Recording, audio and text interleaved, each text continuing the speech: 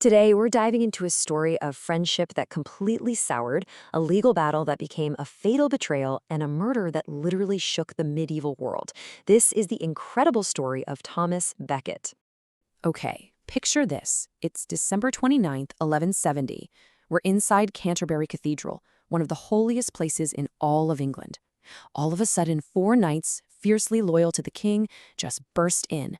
Their target, the Archbishop of Canterbury, Thomas Becket. And they're not there to talk. I mean, killing someone inside a cathedral? That was a shocking violation that horrified all of Europe. But here's the thing, this was no random act of violence. It was the brutal, bloody end to a long, bitter conflict between two of the most powerful men in the kingdom who, believe it or not, used to be best friends. To really get why this happened, we've got to go back and look at the legal mess that King Henry II inherited. See, the whole system had this massive loophole, one that basically created two different kinds of justice, one for the powerful church and one for everybody else. So the whole fight really boils down to this one idea. It's called benefit of clergy. It was this legal get-out-of-jail-free card. If you had any connection to the church and you were accused of a crime, even something as serious as murder, you got to skip the king's courts and be tried in the much more forgiving church courts instead. And here's the crazy part. You didn't even have to be a priest. Over time, the rule got so loose that basically any guy who could read a specific verse from the Bible, or heck, just memorize it, could claim the benefit. And that one line from Psalm 51 became famously known as the neck verse. Why? Because if you could recite it, you could literally save your neck from the hangman's noose. No joke. So, you've got King Henry II, and he is not having it. He's determined to get rid of this two-tiered system and bring all power under his control. And he thinks he is the perfect man for the job. His closest friend, his brilliant and super savvy chancellor, a guy named Thomas Becket. On paper, it was a brilliant move. Henry figured, hey, I'll put my loyal buddy in charge of the church and he'll help me rein it in. But oh man, did that plan backfire royally. It was a total 180. Instead of being the king's man, Becket became God's man. He seems to have had this massive crisis of conscience, gave up his fancy lifestyle, and turned into the king's most stubborn, most ferocious opponent. So when you strip it all away, here's what you're left with. Two positions that just could not coexist. Henry wanted one law for everyone, with him at the top. But Becket was dead set on protecting the church's independence from the government. Something had to give. This was Henry laying down the law, literally. The constitutions of Clarendon were his big plan to officially end perks, like the benefit of clergy. Becket fought it tooth and nail, and the fight got so ugly that he was forced to flee to France, where he lived in exile for 6 long years. All right, let's jump to the final act.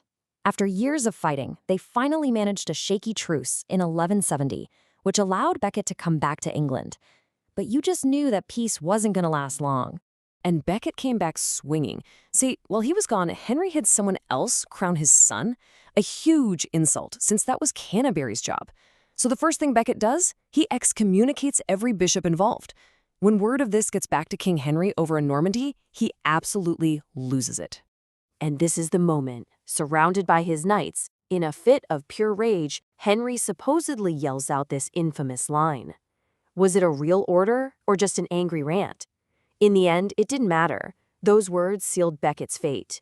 Now, historians argue about the exact wording. One person who was actually there wrote that Henry shouted something more like, "What miserable traitors have I raised that they let their lord be treated with such contempt by a low-born cleric?" But the message was the same. 4 of his knights heard it, and they took it as an order. You know, we have a modern term for what Henry did here. Plausible deniability. He never gave a direct, explicit order, and that allowed him to later claim, hey, I never told them to kill him, even though his angry words were clearly the spark. You just can't overstate how huge this was. The murder of an archbishop in his own cathedral, it sent shockwaves across the entire Christian world.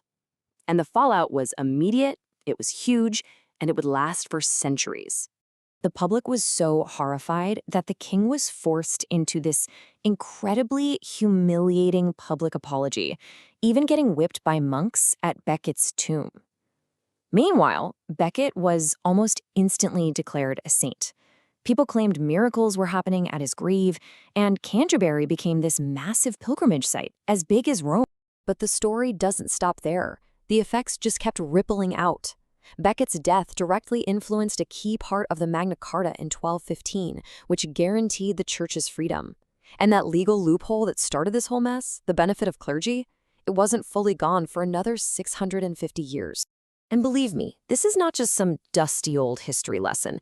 The central conflict here about a leader's words and the separation of powers is still incredibly relevant.